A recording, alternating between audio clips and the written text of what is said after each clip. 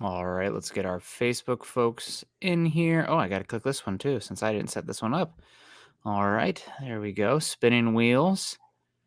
Ooh, there's one, and there's two, and there is three. All right, welcome in, welcome in. It is Tuesday night. No, you're not mistaken. That is Scott Kennedy. I am Nick Kendell, and we are doing Building the Broncos for breakfast for dinner tonight. Carl is out, much deserved vacation family time, so getting out there and doing some stuff.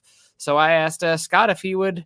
It was not totally sick of me yet, considering we do 6 shows a week already, and he said, How could I be sick of you? well, sometimes I get sick of myself, so I don't know. But yeah, good to have you. How was your little shindig? Thank you for joining me tonight. Somewhat last minute.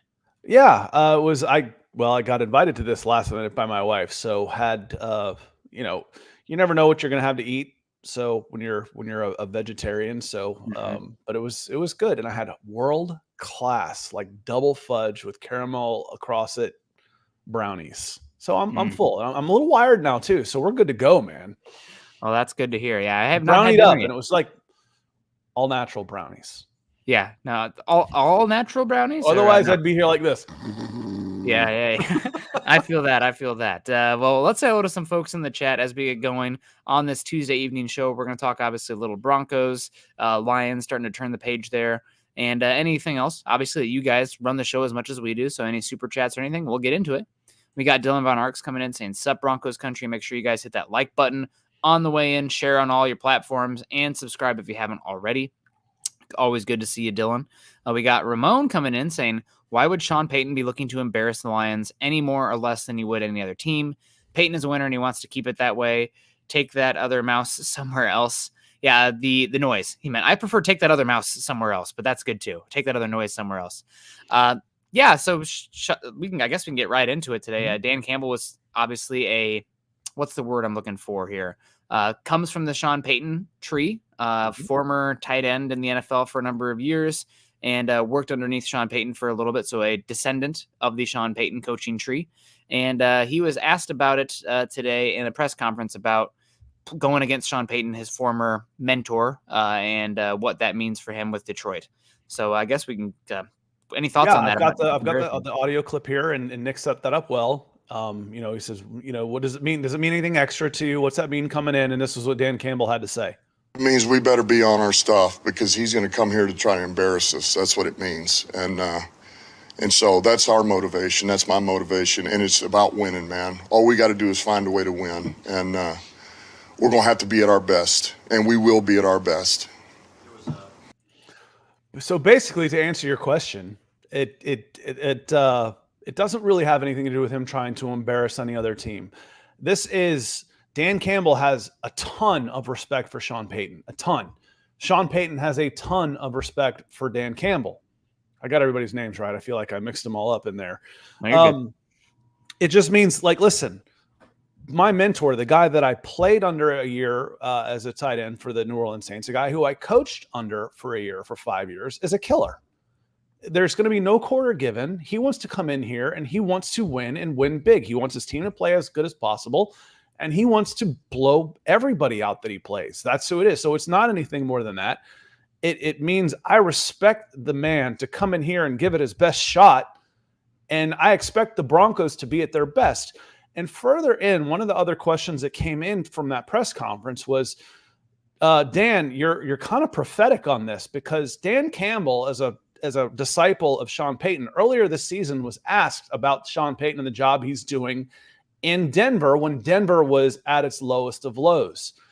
Dan Campbell said, they're going to be just fine. They will turn this thing around. I know Sean Payton. I believe in Sean Payton. I know what they've got to work with over there. They will turn this thing around. So it's a total mutual respect thing. Remember, the Detroit Lions are coming off 2 losses.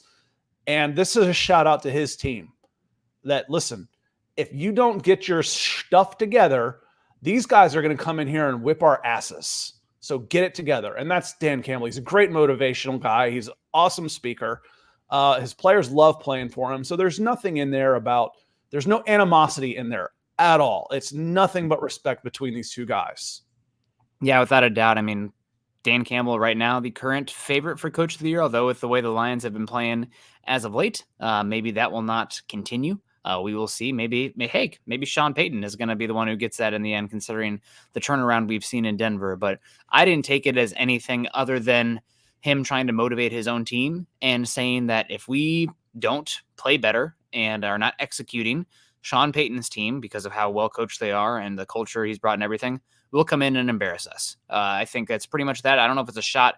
It's not a shot at Payton. It's not anything, as Ramon also says here, just a veiled motivation tactic. I think partially that, but also I think it is just appreciation and praise for Sean Payton, as you mentioned as well. It's all good vibes there between the two, and we'll see what happens. I mean, this Lions team is trending the wrong way. It feels like they've been kind of trending the wrong way since Texas A&M was heavily linked to Dan Campbell there for a bit as well. I don't know if there's anything to that or distractions. Obviously, they filled that position with Elko at this point out there in Texas A&M College Station. But yeah, this is a interesting Detroit team. I just take it as admiration, Scott, though. Nothing more, nothing less. Yeah, they gave up 38 to the Ravens. They gave up, then they turned around and gave up 14 to the Raiders. But they gave up 38 points to the Chargers team that you just strangled. I know Justin Herbert was hurt. I don't care. Justin Herbert wasn't doing anything either. They gave up 26 to the Bears. They gave up 29 to the Packers. They gave up 28 to the Saints, and they gave up 28 to the Bears. This team's vulnerable. And again, the message was about Dan Campbell, about Sean Payton, was this dude's a killer. So be ready. Be ready. That's what I expect. I expect him to come in here and try and beat the hell out of us. Yeah, it's going to be an interesting game. I'm very curious about the matchup of the Broncos, well, both sides of the ball. But the Broncos offense taking on the Lions defense should be interesting, and the vice versa. So we'll see. This is a really interesting matchup, Scott. It's strength on weakness and strength on weakness, which is no, it's not. I've got that wrong. I mean, kind of it's strength on strength, weakness on weakness. It's the strength of the strength of this team for the Denver Broncos right now is your defense. The strength of the Detroit Lions is your offense. The weakness is the defense for the Detroit Lions. The weakness, possibly, even though you're up there really in scoring, perceived anyway, is the Denver Broncos offense. So who comes out on top? I got that backwards to start. No, it's okay. I mean, it's going to be interesting. We'll get into some of these key metrics here because it's not just the point total, right? It's how do we get to the point totals? And there's some trends here as of late with the Lions that I would like to start to get into as we turn the page on that butt whooping that we saw with the Chargers this week. And maybe we'll even look ahead to the Broncos playoffs, or maybe we'll save that for Thursday. I don't know. Kevin Gray coming in saying, evening, Nick, Carl, and Scott. Carl not here. He's enjoying vacation, but appreciate the shout out anyway, Kevin. I care what the Lions coach says. He's a good coach, but kind of a blowhard. Big time out high salute. Denver Broncos for life. MHH for life. Hello all. Yeah, it's going to be really interesting to see what happens with the Lions team and Campbell. They started off red hot. I think it was like something like 6-1 out of the gate. People are like, oh, the Lions are for real. They've kind of struggled a bit down the stretch here. The defense has regressed massively. They started off the year pretty good there. And now they're horrible right now, statistically speaking. And Ben Johnson. I know Dan Campbell's an offensive side of the ball head coach, but Ben Johnson seems to be more of the scheme guy there for them. And there's a reason that a lot of people are saying he'll have his pick of whatever head coaching opening is going to be available this offseason. So I don't know what to make of the Lions team right now. They feel like a team that's almost a inverse of what was happened with the Broncos this season. Well, we can get into all that, but you mentioned pick of the litter. How about picking your pizza? Broncos country, just a reminder for you to make Little Caesars, who is the official pizza sponsor of the NFL, part of your game day. It's always part of my game day. It's one of the easiest, tastiest, most economical ways to fill your belly. So order online during pizza pregame, 1 hour before and 3 hours after NFL kickoff, plus all day on Sunday, and get ready for some football and fun. Choose your favorite Little Caesars pizza or pick the toppings you crave. Either way, we all win. Yeah, and there's no better way to win than with the stuffed crazy bread, whether it be, the dipping crazy bread or on the crust around the pizza. I mean, I personally love a Supreme, but also just a classic pepperoni. Maybe I can get, half pepperoni, half cheese as well, since the wife is a vegetarian, but the more cheese, the better. Definitely not a vegan in this house. We are big cheese fans, and the more cheese, the better. Now they got the stuffed crazy bread. I mean, that is absolutely winning. And speaking of winning, everyone scores and wins with a convenient delivery of our in-store pizza portal. So pick up, grab some friends, and enjoy a few slices today. Absolutely. Get that pizza. We want to get some Troy Boer, who comes in. He's as regular as our Little Caesars reads. We really appreciate it. He says, hey, guys, with his super chat, I hope we can get the ground game going this week. Any news on Benito? Still relatively healthy. Otherwise, have a great show. I haven't seen anything come out since we went this morning, Nick. Injury report came out today since the Broncos are because playing it's a Saturday. day early. That's right. It's a day early. He was just listed as a did not participate with a knee. So that is of concern. Also, you had PJ Locke show up on the injury report, did not participate today with a neck injury. So we'll follow that. Quinn Miners is back healthy. He also posted that he's back and healthy as well. Not surprising. Also, you had the ankle with Cooper. He played through it in that game, but he suffered an injury early. So I'm guessing he'll be good to go, but is limited. But Benito is the one I'm unsure about. I don't know, Scott. I'm really surprised we haven't heard anything yet. I agree with you, what you said this morning. Check out Building our Broncos for Breakfast. But that if it was like a no doubt season-ending injury, that we probably would have already heard, like a ice up, going to have surgery. 2 days later, I mean, you got time to get your MRI. You got time to get 2 MRIs, Nick. I am worried that is one of those sprains that they're debating the grade, and it's one of those ones that... Do we get surgery or not? Yes. Exactly. One of those situations where he might be able to play through it if we, kind of string it along a little bit, or he gets surgery and ends the season. So again, I guess no news this morning I felt was bad news. At this point, after a full day cycle and seeing him listed on the injury report, I feel like no news is good news.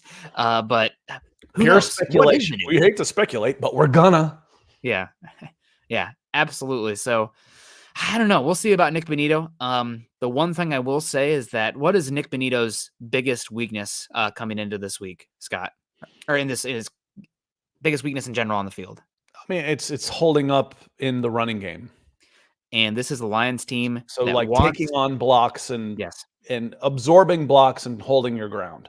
Setting the edge, shedding blocks, taking the physicality part of the run game. He has improved from last year. I will give him that, but given his play style, his body type, it's always probably going to be a question for him. And this is a Lions team that wants to run the bleeping ball. You think the Broncos want to run the ball, folks. The Lions team want to run it even more. Because of how bad the Broncos were early to start the season, I've been instead of looking at the overall trends for a team over the year, I've been looking at the last 6 weeks instead, because I think that probably paints a better picture of who they are. It's a big enough sample size to know who they are, but not so large that they're a completely different team compared to the beginning of the season. So dating 6 weeks back, 6 games for the Lions. They are third in the NFL in EPA per rush. So the third best team in terms of their efficiency and metrics for the EPA per rush.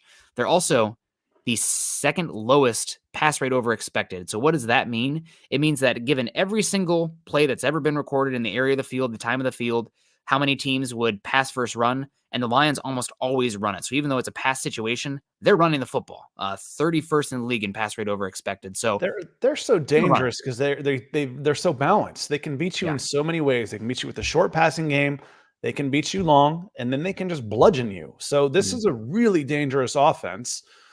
The good news is their defense the last 5 weeks or so has regressed. It's been a kind of a polar opposite of the Denver Broncos defense. The beginning of the season, the Detroit Lions defense was holding up pretty good. Now they're vulnerable. They're really vulnerable. But the home crowd is going to help their defense. The communication, the noise, all those type of things. No news on Benito though, Troy, and we've speculated that. Again, I still think it's better news than, oh yeah, it's done. If there was for sure, it doesn't necessarily mean he's coming back in the next week or two. But right now, it just feels like you're not dealing with a 12-month injury. We'll see. They definitely would love to have him, especially with what they've been dialing up the last 3 weeks with their pressures and the simulated pressures and everything, because Benito is a versatile kind of mismatch pass rush weapon, because he can drop into a hook zone as well as he can blitz. So would be nice to have him. short week. I'm skeptical, but we'll see for his availability this week. Michael Ronquillo coming in saying good evening. Nick and Scott on building the Broncos. Go Broncos. Go Michael. We always appreciate you coming in. Hope you had a good Tuesday. Good to see you this morning. And good to see you this evening. Wolfie coming in says good evening, Broncos country. Always good to see you. Jason comes in and says, I don't care about embarrassing the Lions, but I feel like Campbell embarrasses himself with his coaching. I mean, you're talking about one of the guys who might be coach of the year. You know, some people didn't. I remember the biting the kneecaps thing. People were kind of hooting and hollering about that, but they play tough. I'm just surprised how not tough the defense is. They are really an interesting defense, Scott. Again, just looking at the data over the last 6 weeks, even though they've been so horrible, they've been stopping the run really well. It's almost like the linebackers they drafted and everything are just purely run-stopping linebackers. But they are 5th in the NFL over the last 6 weeks in EPA per rush. They also don't give up many explosive runs either, 13th in that. But they're still 28th in the NFL EPA per play over the last 6 weeks. And dead freaking last EPA per pass. They are horrible against the pass here recently. So very unbalanced defense. They're 17-6 in their last 23 games. The man's doing a pretty good job. Now, when I always think of, I said this about Vance Joseph, but it goes back to Bull Durham and Crash Davis and Nuke LaLoosh. You've got fungus on your shower shoes. If you win 20 in the show and you have fungus on your shower shoes, the press will call you colorful. Until you win 20 in the show, it means you're a slob. Dan Campbell, when they're losing, is a crazy person. He's a joke. He's a meme. You go 17-6 and you're colorful. Vance Joseph, I said this last week about him. The stuff that we think is somebody's personality traits when they're winning is endearing. When they're losing, it's annoying as hell. Vance Joseph has this preternatural calm about him that I love listening to him. And at the beginning of the season, I'm like, dude, you're just not getting it. And then as the defense starts turning you around, you're like, oh, maybe that calming influence really was a good thing. And now that they're winning, I like that he's super calm and well and just even keeled out there. That's maybe what this team needed. So let's give Dan Campbell a little credit here. Yeah, they've done good things out there. Now, granted, the NFC North is as up for grabs as it has been since 2006, probably, and they'll win it. I mean, the Packers losing last night will help with that as well, losing to the fighting Tommy DeVitos out there. But it's a team that does seem to be reeling a little bit, so it's really going to be a fun, interesting matchup.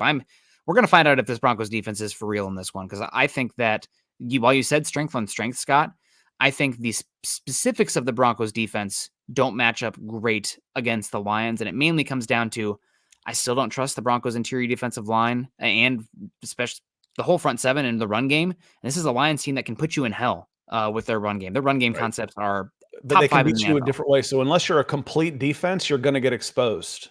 And is this Broncos team a complete defense? They haven't shown it because the running game you've been able to get at the Broncos with the running game. Detroit Lions can run the ball. Yeah. And they have probably as good of a 1-2 combo as you will see in the NFL right now. And they're both still healthy, which is a big part of given what's going on in the NFL this season.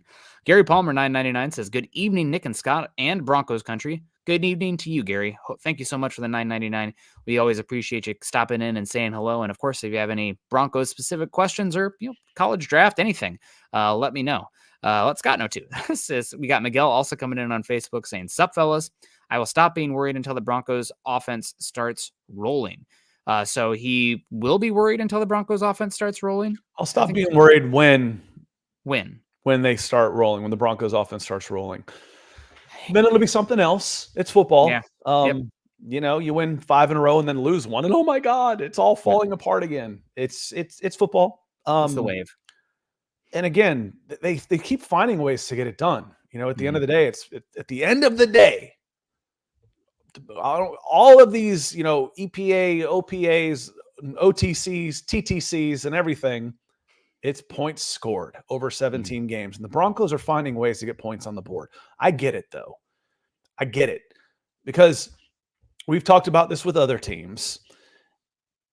If you go 6 straight series, 3 and out, and then you bitch because your defense gives up a late drive. Well, dude, the defense was carrying you for 2 quarters. You've got to be more consistent in order to play that complementary football and not leave your defense to hang out to dry when they've been on the field the whole time. Mm-hmm. So I get it, Miguel. And yes, I think everybody, and I don't think the Denver Broncos are any different. Russell Wilson's any different. Jerry Jeudy, Courtland Sutton, and all would like to be playing better on offense right now. I think that's a true statement. They're just inconsistent right now. They're still trying to figure it out together. And I think that, you have limitations on the offense with Russell Wilson, just what he excels at and what he struggles with. But I'm really hoping that the Broncos run game can be a little bit more consistent going forward. The offensive line has been great this season. I think that after this week's Chargers game, the combined metric between Sports Info Solution, Pro Football Focus, and ESPN's pass or run block win rate, the composite ranking of all those together have the Broncos as the 6th best run blocking offensive line in the NFL. They're not running like the 6th best team, though, which to me is a running back vision issue, and also maybe somewhat trying to protect Williams as well, because there was a little bit there where they were just pounding him, and I don't think he could sustain the amount of touches he was getting. So I think part of it also is the lack of balance in running when people are expecting you to run.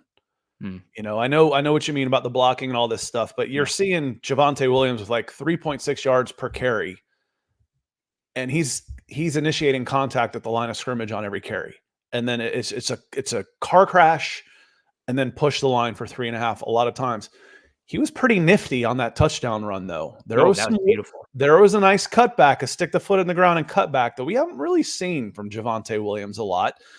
And if he can do that, 1, he's going to break more tackles, but 2, he's going to lessen some of those blows because he's going to have guys off balance and they won't be able to square him up.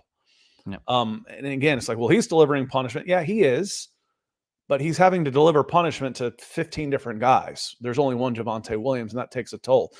Garth Knight coming in green with a super chat. He says, fellas, I missed the game on Sunday. What do I need to sign up for to get a quality rebroadcast? I subscribe to NFL Plus on NFL.com. I think it's the best. I don't know if it's the best, but I am certainly a happy customer. It's like $100 for the whole year, and you can probably get a discounted version of it now.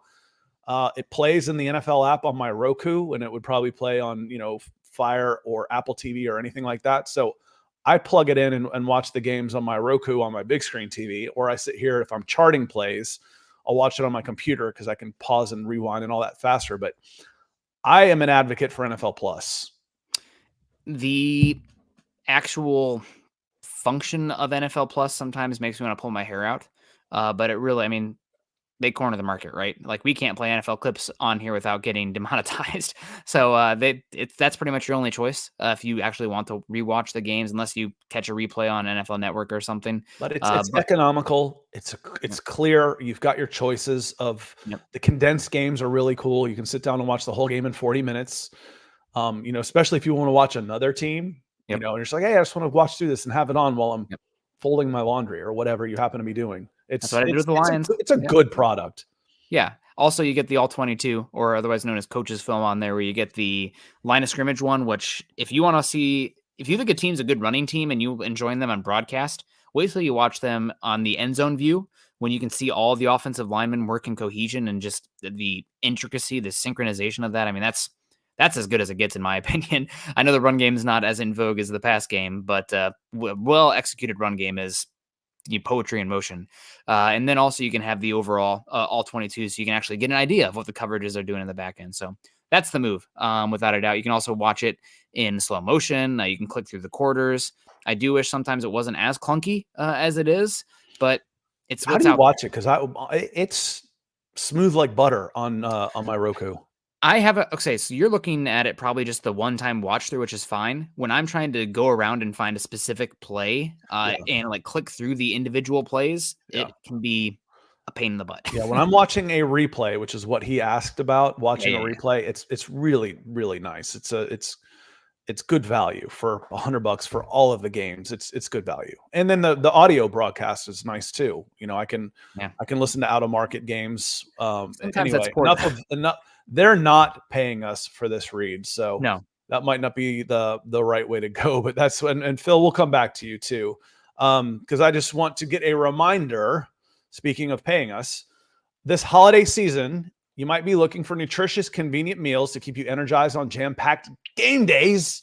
Enter Factor. It's a blessing sent to from the football gods to Broncos country. Factor is America's #1 ready-to-eat meal delivery service. It can help you fuel up fast for breakfast, lunch, and dinner with chef-prepared, dietitian-approved, ready-to-eat meals delivered straight to your door. With Factor, you'll save time, eat well, and stay on track with your healthy lifestyle while tackling all of your holiday to-dos. Yeah, skip the stress of meal prepping over the holidays with Factor. Choose from more than 35 weekly flavor-packed, fresh, never-frozen meals that support a healthy lifestyle and meet your meal preferences, all delivered right to your door and ready to eat in 2 minutes. This December, get Factor and enjoy eating well without the hassle. Simply choose your meals and enjoy fresh, flavor-packed meals delivered to your door, ready in just 2 minutes, no prep and no mess. And this isn't a service for holiday season only. No, Factor is a way of life 365 days of the year. And how do you find this? Nick, I'm glad you asked. Head to factormeals.com/huddle50 and use our code huddle50 to get 50% off. That's code huddle50 at factormeals.com/huddle50 to get that 50% off. Want to come back to you, Phil. He says, evening, Scott and Nick. Is Dulcich going to play this year? Do we draft a tight end and D-line? #Buckham, #Go Broncos, #MHH for life. I do think Greg Dulcich ends up seeing time on the field before this season is over. How long he stays on the field is always up for questions and what you're actually going to get for him, considering he's missed virtually the entire season, hasn't started practicing with the team yet, is a wild card. So do I think he will play? Yes. Am I counting on him to be a contributor to this team down the stretch? No, I am not. Do I think you draft a tight end or go out and find one? Tight ends are pretty cheap. Veteran in free agency? Yes. Do you need to bolster the defensive line? Will that be a priority in the offseason? Yes. Yeah, without a doubt. I mean, the Broncos probably need to pay a defensive lineman and draft one. I don't think there is a singular one in this class that you could take with wherever you're picking in the first round and be like, oh, yep, we're good now on the defensive line. It also looks like it's going to be a pretty good interior defensive line free agency class as well. So maybe you can get somebody for a relative bargain. I mean, Jonathan Harris, Mike Purcell, DJ Jones, all of those guys have been up and down this season, but I don't know if I am personally satisfied with the product and the play on the field from them specifically. I mean, circling back to the run defense there, even Zach, if we're talking run defense, Zach Allen hasn't been great there either, but he's been so good against getting pressure and pass rush that you live with it. But defensive line is definitely a huge need for the Broncos. As far as tight end, I mean, last year was the year to take a tight end, Scott. I mean, we talked about it on a lot of the shows. It's like, man, this is a really special tight end class. You might have 5-6 guys go in the top, 3 rounds. And we're going to see one this week in Sam Laporta, who was the second tight end drafted in the draft. And he's been unbelievable. I mean, top 4 in receiving yards. Typically it takes tight ends 3 to 4 years to really hit their stride. And he's been awesome out the gate. So good luck to the Broncos linebackers this week. Go ahead. He was the first tight end in history with the fastest in history to 60 catches, 600 yards, and 6 touchdowns. Only one to do it in 12 games. He's been really, really good and is another one of those weapons. Yep.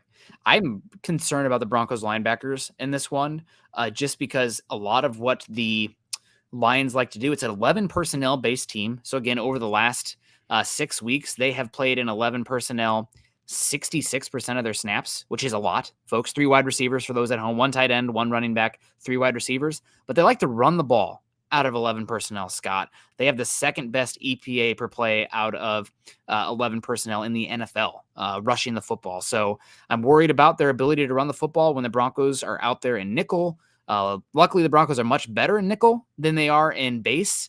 So that could put, Jaquan McMillan out there. But I am worried about the games they can play with the linebackers. It has to do with David Montgomery and Jahmyr Gibbs, 2 very talented running backs, as well as Sam Laporta. So it is going to be a very interesting matchup to see what's going on with the Broncos and the run defense. A barometer game, no doubt for me. I mean, they've been awesome, maybe a little bit inflated because of the turnover rate that they had. But during this win streak, I think they're top five defense over the win streak. They drop down a bit when the turnovers are taken out of consideration, but this is a tough game. I mean, we're going to figure out if they can play and hang tough against this running game and the Lions offensive line. Taylor Decker might be out though, the left tackle. We'll see. But this is what the Lions have been doing a lot of lately. Turning it over? Turning the ball over. Yep. Penalties. This team's vulnerable. Oh, they're vulnerable. They're really good. And when they're on and you expect to get their best shot, and they're really good, but they're not a juggernaut. They're not infallible. They've shown the chinks in the armor over the last few weeks. And the big one, the two big ones, but the big one is the defense. The turnovers can be volatile. Yep. The defense has been poor. That's tough to get right week to week if you have a poor defense. Yeah, they've been getting gutted in the past game. So I know that, Scott, you and I kind of somewhat disagreed on this. I know the chat definitely disagreed with me on this one, but like if there's ever going to be a get right Jerry Jeudy game, I think it's probably this one, and it sets the table well because you're going to need him versus New England. Because what does New England do well defensively? Take away the run and take away your number one option. Well, Cortland Sutton, the run game's gone. Where are you turning to on this offense right now? I don't know. It could be a good game for him. Like I said, I'm not icing him out. Yeah, I'm not adjusting my game plan. He will get his chances over the course of the game as the defense helps dictate, because the defenses typically can take one thing away from you, which leaves open others. That's why you need to have multiple weapons. And it could be a very good game indoors on artificial turf for a quick merchant like Jerry Jeudy. Could be a good make-good game for him. I expect him to really turn it on as his contract is winding out next year. So you might want to have him then. Yeah, it's going to be interesting to see what happens over these final four games. Darius Simmons coming in saying, "What are you guys doing here tonight?" I didn't even know we were live. No, I thought we were just hanging out. Scott, don't lie. You had to rush home from a party. It's okay. Yeah, that's me. Big party guy. I sat in the corner and ate brownies. Party, party, party. I just careful how many brownies you have there, Scott. But he says, pleasant surprise there, Darius. Always appreciate you coming in and saying hello. We also got Steve Kennedy. Perry George just won the state championship for the first time in school history, 70 years. So congratulations to Perry George. I mean, that's how many 5-star prospects on that team? God. The best one I remember coming from down there was a kid named Brandon Perry. I thought he was a little bit overrated. It's a small school, but again, people talk about classifications in Georgia. Georgia's had some of the best high school football players of all time. They've all come from small schools. Mm-hmm. When I was doing scouting, this is how old we are, how long I've been doing this. This was a time before Huddle and YouTube, and digital cameras were just starting to become out cheap. So I had a bunch of guys. I'd pay them $50 a game and go out and film games. My dad was the best cameraman I had. And went out, and he really got into to high school football. And even though I'm not in it anymore, he still is, and I think that's pretty cool. So congratulations to Perry. Tomorrow night, I think, is the big boys, is Walton and Milton, which are, I would have gone to Walton if my high school wasn't built, and then Milton is right across over there. They're in our region, so that's a good stuff. Georgia high school football is legit. It's legit. So it's not Texas, but it's big time. Stu McPete, speaking of big time, Zeus, good to see you, my friend. He says, hi, all. Right back at you. Thanks for the super chat, Zeus.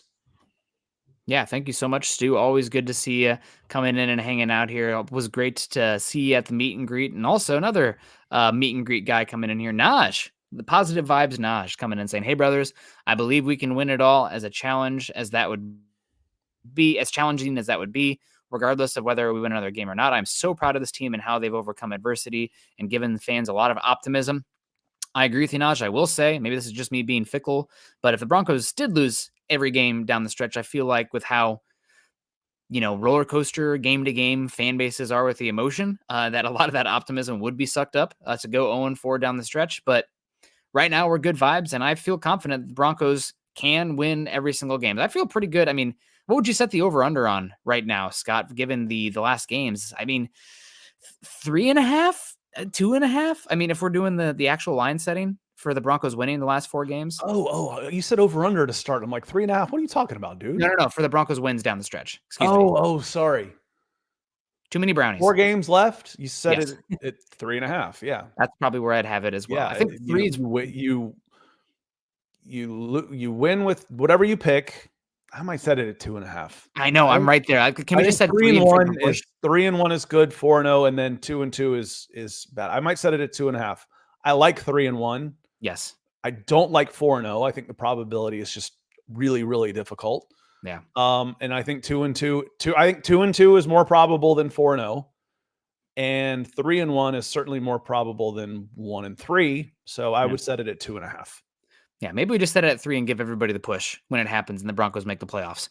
I don't know. We'll see, though. But Naj, good to see you. Always appreciate you coming in. I love the optimism that you brought. Real quick on this, Naj, because one, thank you to you and Stu, some of the OGs who have embraced us on this channel as newer hosts, at least me, compared to in the shows and Broncos for Breakfast, compared to the guys that have been doing this a long time. So we appreciate that your faith and support in what Nick and I do together on these channels. Love you for it. Love all y'all for it. Second, when we were sitting there, I don't want to say necessarily scraping for rays of sunshine, but the Broncos were 0-3. We're getting blown out on the road with the Bears. I said then, we can go back. That's the nice thing about the internet. It's still recorded somewhere. That what I saw from this team is they did not quit. There was no quit in this team, despite the fact that it could have been real easy to quit at 0-3, coming off a 70-point loss. I mean, they gave up it was something ridiculous. Like, in the last 5 quarters of football, the Broncos have given up 98 points. They could have tucked tail.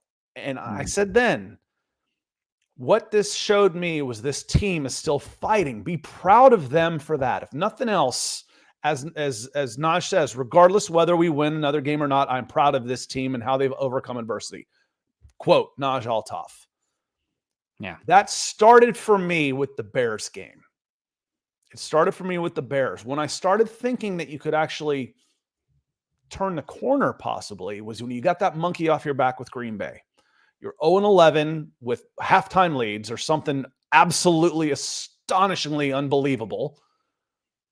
And you lost the lead again, but you came back and won it. I'm like, all right, there's something to this team. Can you beat the Chiefs? You can, because you played them toe-to-toe 2 weeks prior. So Naj, super positive merchant. You speak it into, you will it into reality. So thank you very much, my friend. Yeah, for me, that moment was this team is still fighting.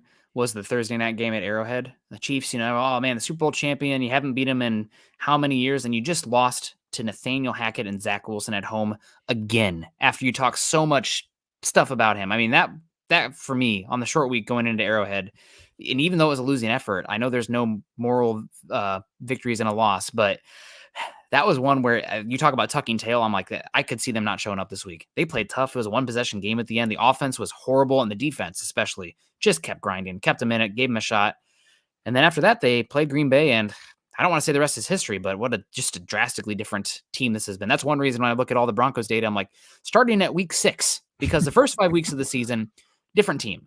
Completely, that post-Jets is a different team for this Broncos squad this year. So we'll see what the last 4 look like, but definitely the right direction. If you want to watch Monday's Broncos for breakfast versus the Monday's Broncos for breakfast after that Jets game, I was done. Burn it down, man. I was like, okay, who's it going to be? Is it going to be Drake May or Caleb Williams? Who do you think you're going to get with the 1 or 2 pick?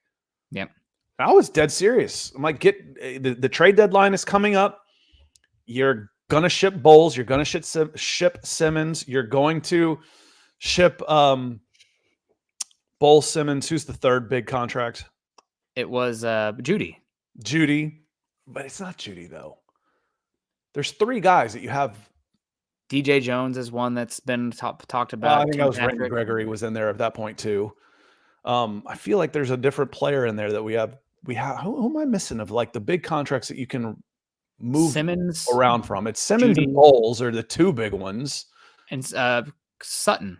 Sutton, that's the one. Yes, thank you. Yeah. It's Sutton. You move all three of those guys and get what you can and start banking salary cap space for next year, and maybe you can get some day 2 and day 3 picks. Yeah. What a turnaround. Coach of the year type turnaround. Improbable. I mean, especially considering where this team has been, just a dynamic culture shift. And we'll see what happens the last 4 games, but definitely a memorable season and a lot of monkeys off the back. I do want to say hello to some folks in here. Chase Wellner, evening, y'all. Good to see you. Todd Ostendorf's in here as well. Good to see you, Todd. Always good to hear from you. We got US Dave. They are too close to the miracle of winning this division to not actually doing it. It's going to be hard because you have like a game and a half back of Kansas City, but you just keep winning, right? If Broncos making the playoffs or not, I don't know. It starts this week again, right? One at a time. And Kansas City, let's just hope they eat themselves and keep crying about the refs. How many in a row has Kansas City won? Divisions? Yeah. Is it since like 17? So 17, 18, 19, 20, 21, 22, 6 in a row? I think they won in 16 as well. The year 7 after or 8 in a row? Yeah. It won't be another 8. No, probably a pretty safe bet on that one. But Andy Reid won't be coaching another 8 years either. But I mean, that's improbable anyway. But yeah. this Broncos team is back to being a contender in the AFC. Look out. You don't want to play this team right now because they're going to drag you down. I want to give a shout out to Nate Tice because he does a good job with the Athletic podcast, but he always says the Broncos team, man, they're doing judo right now. They're going to bring you to the floor and they're going to out grapple you and they're going to use your moves against you. And eventually they're going to outlast you. It's almost a little bit more explosive plays and fun on the offense, but it's kind of like what my Iowa Hawkeyes have been for a number of years. Denver knows how to play dirty, or well, I guess dirty, but the ugly games as well. And a lot of these teams don't know how to play when it's not pretty. And Denver's been there. D Trader, go Broncos, baby, let's go. Seth is in the house. Hey, guys. Tyler Brooks, Broncos for breakfast, dinner style. Good to see you. Ernie Mays, hello, Broncos country only. Good to see you, Ernie. Always appreciate you. We got Roy Osborne. Good evening, Nick and Scott. Looking forward to the show. Always great to see Roy in here. We also got Michaela Israel saying, hey, Broncos for breakfast, guys. Miss everyone. Cooper gets to come home Friday. Well, that's great. Shout out to Cooper. Hope you're doing well. We always like to hear about Cooper and how he's doing. Yeah, thank you, Michaela, for the update. Hope everything is going well. Tyler Brooks coming in saying, Scott, Broncos have more Super Bowl trips, more AFC championships, and more AFC Division West titles. Do you polish those the last 7 years while the Chiefs have been winning the division? It doesn't matter. Yeah. It doesn't matter. That's why I said the Broncos are back to being an AFC threat. They're back to us where you expect to be. Yeah. That's why the Chiefs aren't going to get a free run of the division like they have the last 7 years. And Tyler, I've seen your posts on there too about, trying to do, trying to contribute to the show. Thank you for the effort, brother. We say it's the thought that counts. We appreciate you being here and that you would care enough to even go through the hoops. So thank you, my friend. But yeah, my Cash App is no. Yeah. No, in soccer, international soccer, they always talk about, because it's not franchises, it actually is individual clubs. And they say, well, we're a bigger club than you. I'm like, does that help you sleep at night while we're polishing trophies over here? It's who cares? No, my point on this, Tyler, is the Denver Broncos. We know who the Denver Broncos are. They haven't been that the last 7 years, and the Chiefs have had a free run. That stops. That's done. They're in a dogfight now. Yeah. What do you think the next 5 years is going to look like? Because you spotted them 5 games. Yeah. Yeah. I mean, who knows what it looks like? I mean, the whole Russell Wilson thing, it's going to be definitely fun to watch. Mr. Rocket comes in and said we need a Miami rematch to complete the story arc. Yeah, that would be great. I think we also need to have just an absolute beatdown of the Raiders. Broncos haven't beaten the Raiders in so long. Now that's the Broncos' longest losing streak versus a team, I would imagine. So I think that'd be a good one, kind of rectify that one. Maybe Will Lutz either beat them down or have Lutz make a game-winning field goal just to rectify that week 1 loss as well. But yeah, a rematch against Miami would be great. They're definitely vulnerable. I mean, who in the NFL besides the 49ers doesn't have some vulnerability right now? And even then, I mean, anything can happen in one game. Then it's any given. Oh, we got a weather game. Yep. It changes up. But again, I don't think I was on because I don't think I had the chance to say this about the Miami game. Where's the pressure in that game? Miami plays Denver again in the playoffs in Miami as the number 2 versus the number 7 seed. Where's the pressure in that game? It's definitely on Miami. It's absolutely on Miami. It's not overwhelming but it's 100% on the Miami Dolphins. It's kind of nice going into a game with nothing to lose. Yep. Nothing. Go in Last and game of play the free, play season. loose. Let them. They've got some of that on them right now anyway, because they haven't won anything. Yeah. I mean, what if the Dolphins won? They haven't been to a Super Bowl. I don't know. Did they even? They haven't even made an AFC championship. I mean, the undefeated champion 85 team or whatever the super perfect season. It's been a long time. I mean, in this Mike McDaniel's crew, this team hasn't won anything. No. So there's doubts there. And yes, Mr. Rocket, that wouldn't be a bad way to go, because you're going to get one of the 4 division champions. Well, unless you win your division. We'll see. One game at a time. Just keep winning, stacking them, and we'll see where it falls out. Like you said, you spotted Chiefs 5-game lead early, but they look like a team that's reeling. So we'll see. I would not want to play Denver right now. They definitely have holes that you can exploit, but damn, I think you're going to get maximized and have a well-coached team that's all pulling in the same direction. We'd have Monica says, I'd love to see Ravens Broncos Super Bowl. Well, that's going to be a little tough. Yeah, that won't happen with the Broncos and the Ravens in the same conference. But an AFC championship, that'd be a slugfest. This is going to be a fun year because anything can go any given week, any given Super Bowl. But right now, the top of the tier of the NFC just looks stout. The top 3 teams in the NFC look really good. And then the Baltimore Ravens. There's big questions around the Miami Dolphins. There's big questions around the Chiefs right now, but they're still the Chiefs. Hell, the Bills might end up being the best in the next 2 weeks. The Bills might be the best team in the NFL. Yeah, that's the team. I'm really glad we got them when we did. But yeah, it'll be a lot of fun to see. Just keep winning. Let's see what happens to the Lions.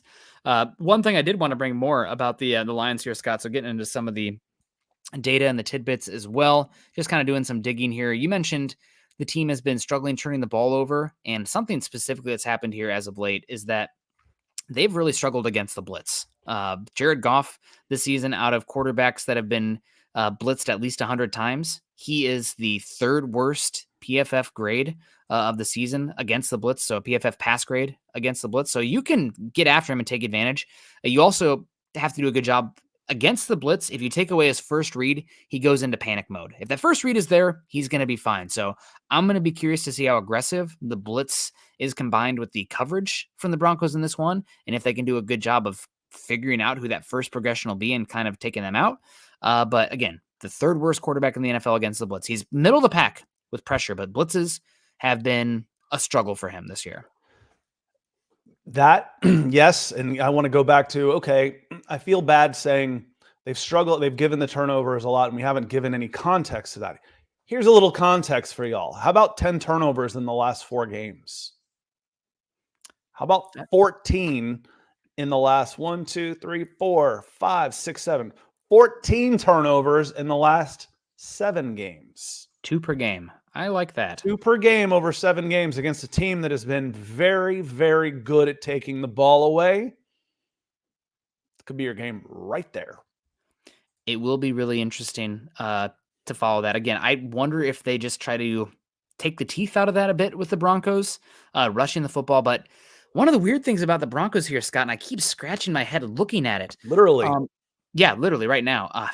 Maybe manifesting that one. But the Broncos, while they've been a blitz-heavy team here when they've kind of started to turn things around, it's a 1st and 2nd down blitz-heavy team. They have since week 6, again, the turning point of the season, the Broncos have the 2nd highest blitz rate on 1st down this season. The 4th highest blitz rate on 1st down, the 2nd highest on 2nd down, but they're 30th in the NFL on 3rd down. So really kind of a bizarre match there. They're getting really aggressive. I wonder if some of it is trying to slow down the run with those. I think it's absolutely trying to throw bodies at the fact that you are having trouble slowing the run. They're run blitz, eye candy, drop back and cover. Yep. That's how it feels, because your coverage is good. Your defensive backs are good. You've got 2 smart middle linebackers in zone. You play a lot of zone on the back end, and I'm okay. It's like if I get 3rd and 7, I drop 7 back in there. It's been very, very successful. There's a lot of will you get burned on that when you start sending a bunch of guys after the line of scrimmage on 1st down. We mentioned a screenplay is a well-executed screenplay is tough against that. The Washington Commanders screened y'all to death. It's like, oh, I hate the screenplay. I hate the screenplay. If I was a Denver Broncos fan, I'd hate the screenplay too. A well-executed screenplay is a thing of beauty. You just don't do them very well.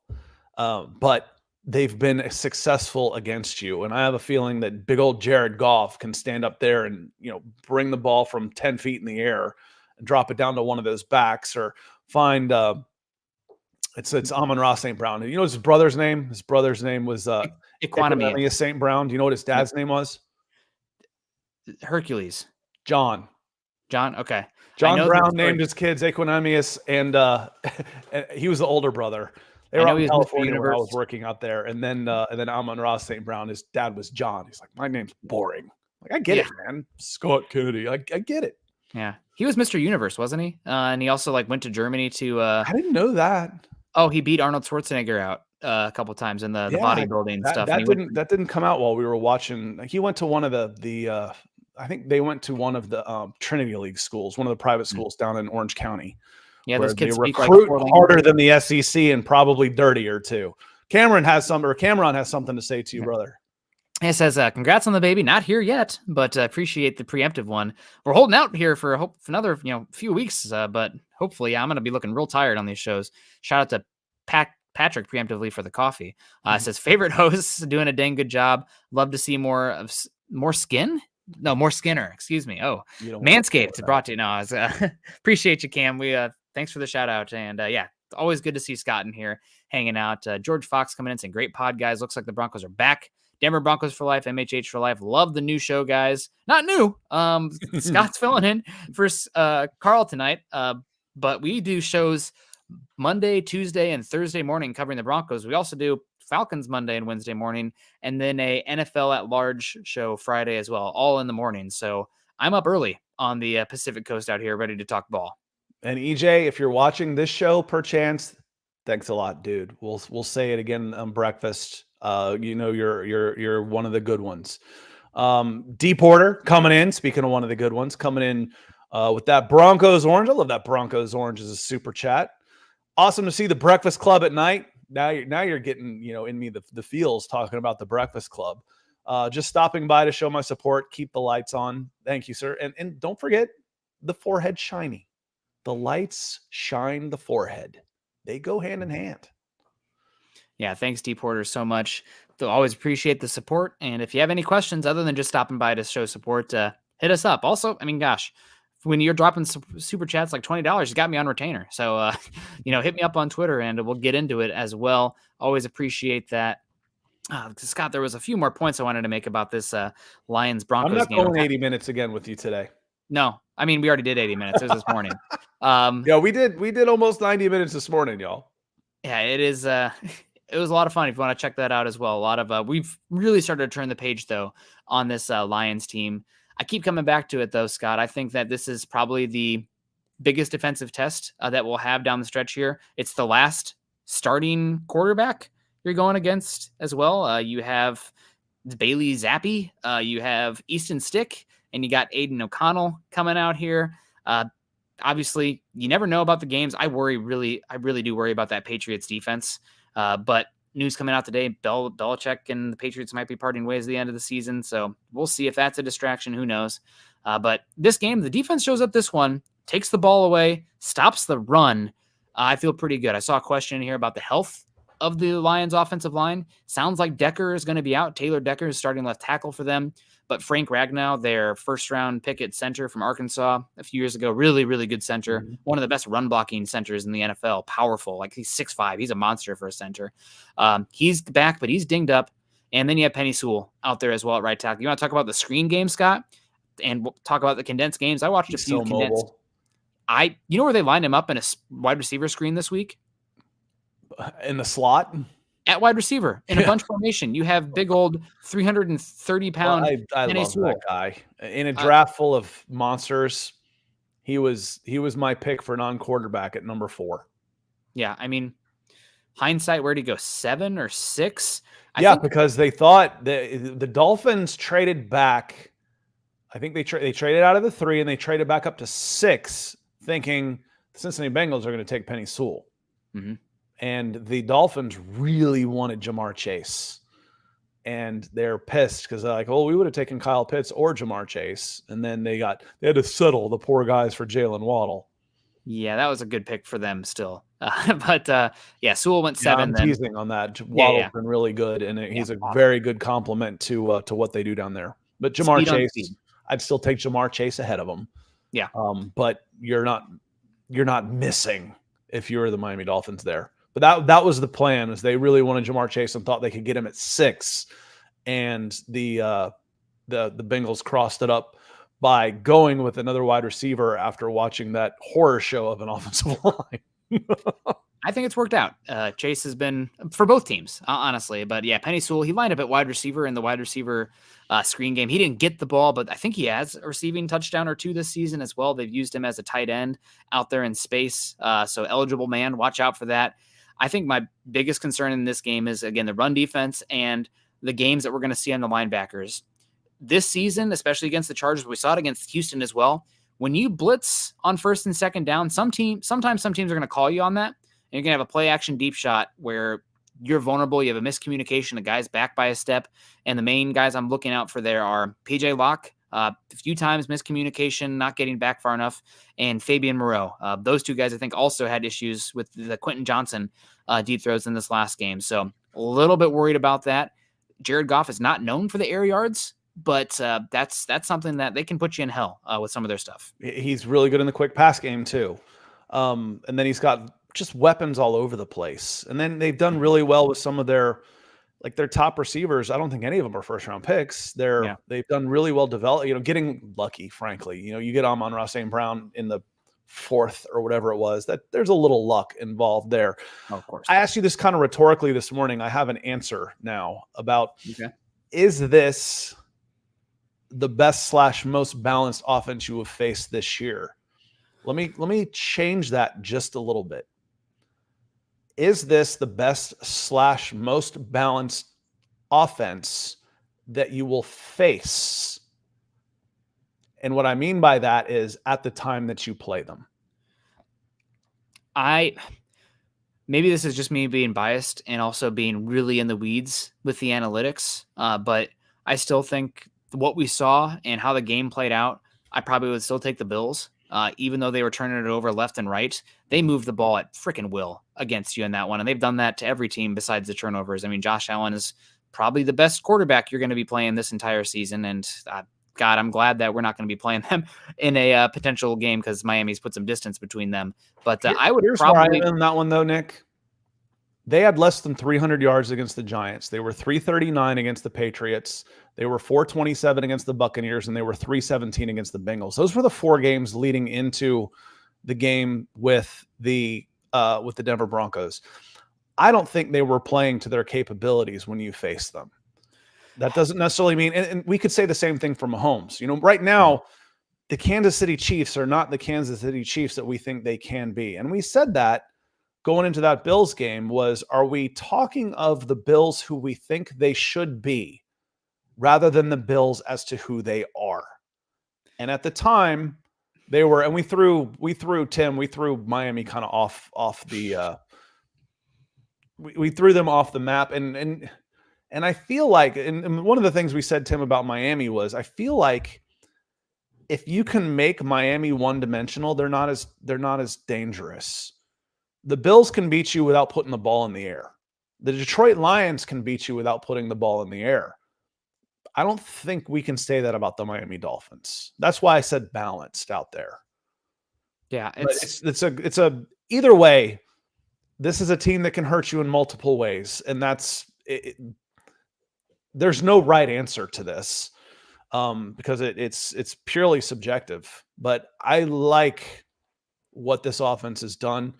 I like what you will be facing in the Detroit Lions defense. Yeah, without a doubt. Again, I'd probably still go Bills. Tie goes to the quarterback, and I for sure think Josh Allen going supernova is a different conversation than Goff. But this is a tough one, and this probably is the best offensive line you faced this season as well. Now we'll see about Taylor Decker, but I am for sure worried about the Broncos run defense here. I mean, even this last week, the Broncos got a lead early and it was lucky because they were able to, get after it in a lot of negative plays from the Chargers as well. But I still think he gave up about 5 yards a carry against Eckler. So I don't know, man. This is a game that it's going to be one of the ones that makes me nervous because you're going to need the offense to put up points. It cannot be this, rope-a-dope, park the bus kind of game where you're just possessing the ball. I think that you need to be aggressive and go out there and not just control the flow of the game, but go out there and score in bunches. So that makes me nervous because when we have seen the Broncos do that this season, they have not been efficient on offense and they turn the ball over on offense. But against the Lions, it's probably a keep up kind of game. I see Colin talking about it, and Jim says, "Is the Lions running game any good?" Yes, it's very good. It is. They can beat you running the ball. And Colin said that, most certain A-Chain ran all over us. Yeah, they did. They ran for 350 yards. I mean, it was a ton. Everybody was running free. They did whatever they wanted to. That's not the game that you use to judge the Miami offense any more than it is you use to judge the Denver defense now. That was an anomaly. The Miami rushing game's been held under 100 yards 4 times this year. I wanted to see, what about the Detroit Lions? Again, for me, it's balance. I just think they can beat you in multiple ways. And I'm not saying that the Dolphins can't. They're in this, obviously in the discussion, maybe the number 1 team in there. The Lions have been held under 100 yards rushing twice. One of them was a 20-6 game, and one of them was when they went to Baltimore after Baltimore had a loss, and Baltimore just beat the brakes off them. Beat the brakes off them. Out of them. Yeah. Man, it's going to be a fun game. I am just fascinated. We haven't even talked that much about the Broncos offense taking on. It's been a lot of Broncos defense versus Lions offense. Can you tell, Scott, I'm a more defensive oriented, interested individual with the scheming and stuff. I think it's more fun. It's the problem solving there. But Michael coming in here saying, great show tonight, Nick. Because that's where the athletes are. I'm a personnel guy, and that's where the freaks live. With exception, of course. I know. Yeah. Calvin Johnson was a Georgia kid. I know about the freaks on the other side of the ball. It's probably the Iowa Hawkeye in me. Honestly, I don't know what offense is. Michael Ronquillo, great show tonight on Nick and Scott on Building the Broncos. Go Broncos. Thank you so much, Michael. We appreciate you coming in. We're at an hour, Scott. I'm not going to make you go an hour 20 again. Any final thoughts before we get on out of here? Obviously, Dan Campbell says he doesn't want to get embarrassed by Sean Payton. If the Lions come in and play sloppy and turn the ball over, they could get embarrassed. I know that FPI has the Lions winning this one. I haven't seen what the line is just yet. I think it's 60% too. I mean, it's big. I still have such a hard time with a lot of those when you are putting in the entire season because Denver is such a different team than they were the first 5 weeks. I don't know. That's my point too, Nick, is I don't feel like they adjust them week to week. It's like, that's what it was. I mean, I know they do because it was like there was an 89% game in there. I think the Lions were one of them earlier this season. Mm-hmm. It's down to 60, but then we see teams, it's like this point is a 3.5 point favorite, but has a 60% chance to lose. I'm like, all right. That goes down to where is the money going? Because that's what the line is. The ironic thing about Las Vegas is they don't want to gamble. They want you to gamble. So they try and balance the money on either side of the line so that they win either way. But this one's what, 3.5 is the line on this? It's up to 5 actually. So depending on where you look, Detroit is a 5-point home favorite. My thought was over under about 48. I think there's going to be a lot of points in here. And it's 47.5. So that sounds about right. It's going to be interesting for sure. I would take Broncos with the points there on that one for sure. But like 5 points in the Broncos. Yeah, give me 5. I feel good about that. But yeah, it will be great. Yeah, is that a high five or a goodbye? I don't know. Is he hitting the off button here? Nick, shut up. But appreciate you guys. Make sure you're following Scott and I on Twitter. Scott is at Scout Kennedy. I'm at Nick Kendell MHH. Also follow us at Mile High Huddle as well as BFB Football Pod. BTB Football Pod. Follow us on Facebook.com/Mile High Huddle and Facebook.com/Mile High Huddle Pod. And as the ticker says here underneath, please subscribe to our show over on YouTube, like the channel, and share on your social media platform. Got to get on out of here. A lot of super chats today. Did want to shout out Troy Boer, Michael Ronquillo a few times, Gary Palmer, Miguel Sandy-Steven, Garth Knight, Phil McLaughlin, Steve Kennedy, Papa Kennedy there. Good to see you. Stu McPeak, Naj, of course, Mr. Rocket, Cameron Wadman, George Fox, D. Porter, Michael Ronquillo again. You guys are helping us keep the lights on. We would not be doing these shows without us. I don't know if Scott would have rushed back from the time of his life at that party if it wasn't for all the money coming in here. Party. So, he'd had one more brownie and then we wouldn't have seen him. But appreciate you guys. Thanks, Scott, for filling in for Carl tonight. And we'll be live again in, 12 hours, 11 hours and 40 minutes. We're always talking football somewhere. We're easy to find. Absolutely. You know where to find us. Deion Sanders would say. Naj coming in. I call it Judy having 5 receptions for 150 yards and 2 touchdowns. Man, that would be amazing. I'm really hoping Judy has a great game as well. So we'll see. I don't know about that. You get anywhere near that, and I don't know how we can just frame Naj's picture. Maybe we put it on the wall, with that. I mean, that would be absolutely amazing. You call your shot on that one. I want you picking my games for me too. Yeah, we need to go to the casino if that's the case. But put all the earnings from Mile Huddle on there. Appreciate you guys. Have a great rest of your day. Have a great Tuesday night. Winning feels better than losing. Always choose kindness and compassion. Go Broncos.